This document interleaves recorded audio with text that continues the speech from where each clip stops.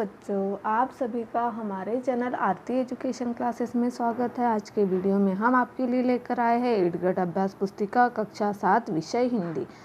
तो यह जो 8th ग्रेड अभ्यास पुस्तिका है यह हमारी वार्षिक परीक्षा के लिए बहुत ही महत्वपूर्ण है। तो हम आपके लिए 8th ग्रेड अभ्यास पुस्तिका कक्षा 7 विषय हिंदी लेकर आए हैं, जिसमें कि हम लेकर आए हैं आपके लिए पाठ 1 मेरी भावना।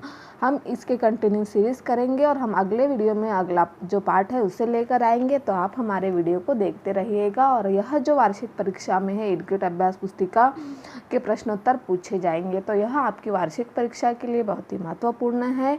तो चलो आइए आगे बढ़ते हैं हम पाठ 1 मेरी भावना की तरफ।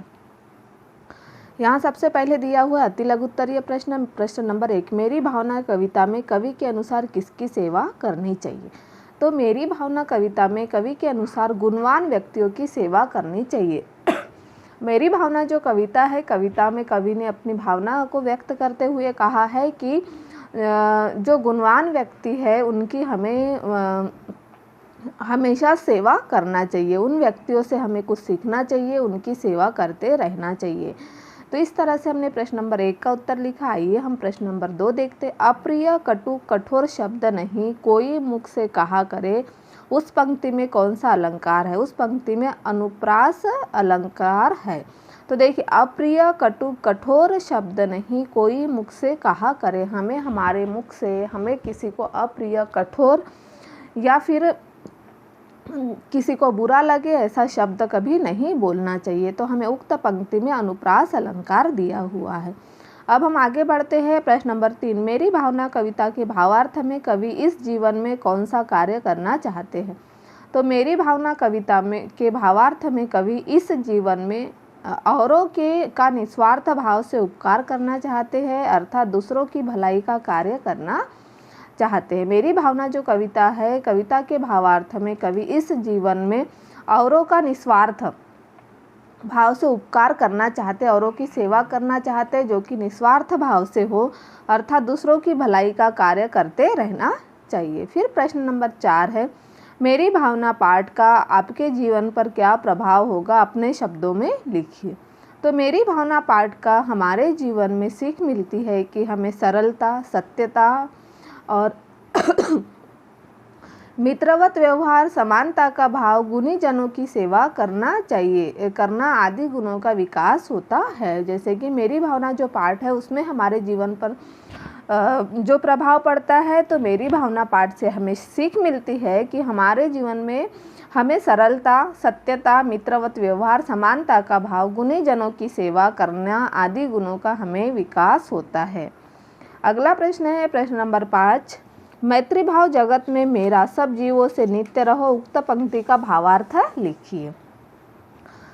मैत्रीवत जगत में मेरा सब जीवों से नित्य रहे। तो हमें इस पंक्ति का भावार्थ पूछा है। तो इस पंक्ति के माध्यम से कवि कहना चाहता है कि इस संसार से मेरा मित्रतापूर्ण व्यवहार रहे। इस संसार में क्या है, मेरा मित्रतापूर्ण व्यवहार रहे। यो सभी जीवों से मैं हमेशा जुड़ा रहूं, जो सभी जीव है इनसे मैं हमेशा जुड़ा रहूं। तो इस तरह से मेरी भावना कविता से हमें जो कवि इसमें जो पंक्ति दी हुई है, मैत्री भाव जगत में मेरा सब जीवों से नित्य रहे का हमें यहाँ पर अर्थ हमने यहाँ लिखकर बता दिया है। आइए हम आगे बढ़ते हैं प्रश्न नंबर 6 की तरफ। मेरी भावना कविता में कवि ने किन किन पर साम्य भाव रखने की बात कही है। तो इस कविता में कवि ने दुष्ट, निर्दयी व गलत रास्ते पर चलने वाले इत्यादि के प्रति साम्य भाव रखने की बात कही है। जो दुष्ट है, निर्दयी है और गलत रास्ते पर चलते हैं इत्यादि के प्रति साम्य भाव रखने की बात हमें कवि ने कही है। आइए हम आगे बढ़ते हैं प्रश्न नंबर 7, मेरी भावना कविता का भावार्थ अपने शब्दों में लिखिए। मेरी भावना कविता में कवि ईश्वर से अपने लिए अच्छी भावनाओं की कामना करता है। कवि प्रतिकूल अथवा अनुकूल दोनों परिस्थितियों में धैर्य रखने की शक्ति की प्राप्ति के लिए ईश्वर से प्रार्थना करता है। इस कविता के अनुसार हमें जीवों के प्रति मित्रता व दया की भावना रखनी चाहिए। मेरी भावना जो कविता है, इस कवि ने भावार्थ में हमें क्या बताया है कि हमें प्रतिकूल अथवा अनुकूल दोनों परिस्थितियों में धैर्य रखने की शक्ति ईश्वर ने दी है। तो इसके अनुसार हमें जीवों के प्रति मित्रता व दया की भावना रखनी चाहिए। आइए हम आगे बढ़ते हैं, जो कि मूल्यांकन 1 दिया हुआ है। अति लघु उत्तरीय प्रश्न, प्रश्न नंबर 8। मेरी भावना कविता में कवि किससे दूर होना चाहता है। तो मेरी भावना कविता में कवि लोभ, लालच, मोह, कड़वे तथा कठोर शब्दों से दूर होना चाहते हैं। मेरी भावना जो कविता है, कविता में कवि कहते हैं हमें लोभ, लालच, मोह, कड़वे तथा कठोर शब्दों से दूर होना चाहिए। आइए अगला प्रश्न, प्रश्न नंबर 9। रहे भावना ऐसी मेरी सरल सत्य व्यवहार करूँ। उक्त पंक्ति का भावार्थ अपने शब्दों में लिखिए।